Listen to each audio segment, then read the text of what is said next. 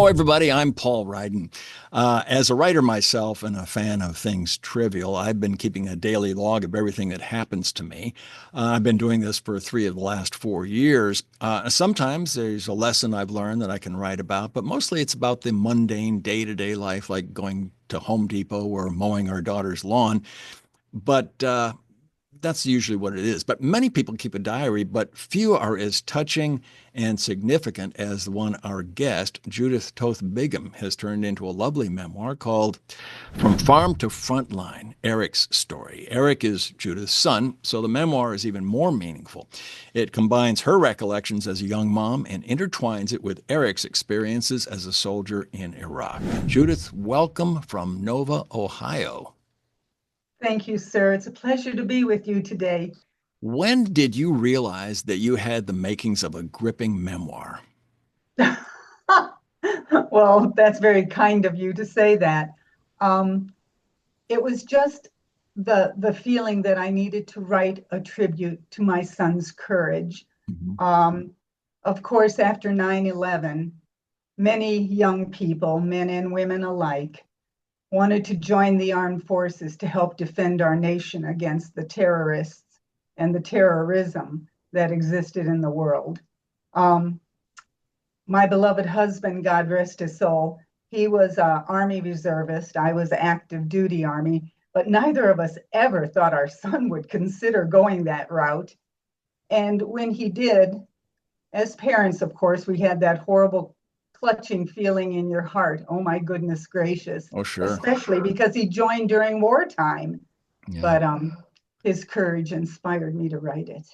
Well, it's a fascinating format, kind of going back and forth in time and in writers. What can the reader expect as you move between your writing and Eric's? How does that, what's the format of the book like? Well, I hope that you, sir, and other readers will see how I tried to connect the past, Eric's childhood, with the reality that he was living in the future, Mhm. as a soldier serving in Iraq. That was my goal, was to kind of connect those hopes of a mother that her son would never have to serve at war in war, and then the reality that he did end up having to serve in war. Well, as an Army veteran yourself, you were probably more familiar with what he was going through than most moms back home stateside. Did that work to your advantage or disadvantage? Oh, that's an interesting question. Oh, Um, I would say that it was probably more to my disadvantage. I am a Vietnam War era veteran, so I served during the Vietnam War time. I did not serve in combat, but of course was surrounded by a lot of folks who did. And knowing what our son was going through and having to bear and do was very disconcerting, scary. Yeah, I think it was probably more of a disadvantage. well, it's a no holds barred memoir. I mean, you haven't edited any language or anything. How was that? How hard was that to take raw material and just put it together and let the reader take what they will? I wanted this to be, I don't know what I want to call it, naked truth. Hmm. I wanted people to really feel the experience as much as they possibly could, whether or not they themselves had served in such a situation. I did ask my son's permission before I wrote some of those things.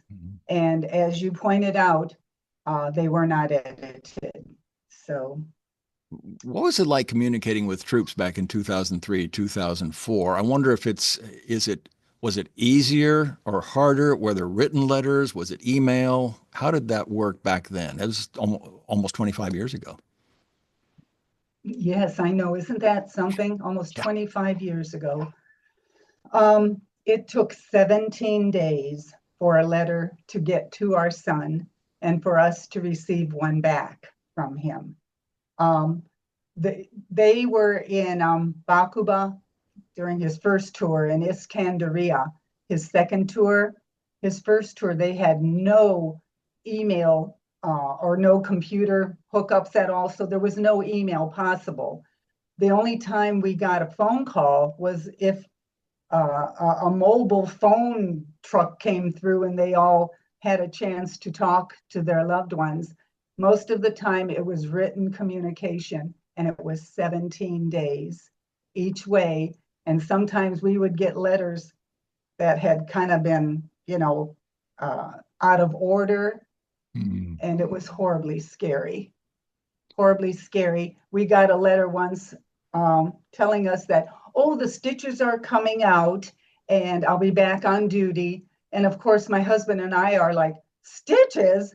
We had no idea anything had happened. Oh, no. The letter explaining what had happened came after that. What's the letter that probably most stands out during this memoir? Because I know you go back and forth. Let me go back. How did that work? I know you started off the memoir. I was reading about how you were a young mom, didn't think you'd get pregnant, and all of a sudden, there you were, morning sickness and all. And Oh, yes. you were a young mom all of a sudden. But then how does the book take shape? I know it starts all the way back then. Obviously, you don't write about all 20 years leading up to his time in the service, but how did you do that? What kind of structure did the book have?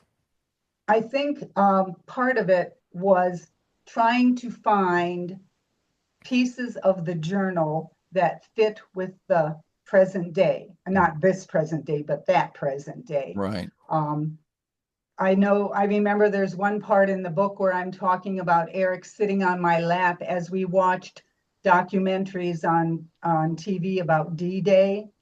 And I remember in his journal writing that I hoped that he would never have to fight in war himself. And then that, of course, blends into a letter that we got from him telling us that, well, I've been in Iraq, so many days now, and this is what we're doing and what's been happening. So it's trying to take the reader from the innocence of childhood, life on a farm, to the harsh, cruel realities of war. That despite my hope and prayer that he would never have to face that, here was a letter coming from him as he was facing that. When each letter came, I imagine that you must have read it over and over and over again. They What were was it? precious treasures. I bet they were. How much did your faith in God play a role throughout a time when I imagine all you could think of was being reunited with Eric? Oh, God, our faith, my husband and mine, it's what sustained us. It would be horrible to watch news on the TV and hear about conflicts, in this place or that place. And of course, we didn't always know specifically where our son was. He wasn't allowed to give us that information. Of course. But we knew the general area that he was in. And when they would report about, RPG attacks or roadside bombs or how many fatalities or injuries there were, my husband and I would just hold hands and pray that none of them were our son. Yeah. Boy, no kidding. You've been quoted as saying that peace is not the absence of trouble, it's the presence of God. When did you realize the truth of that?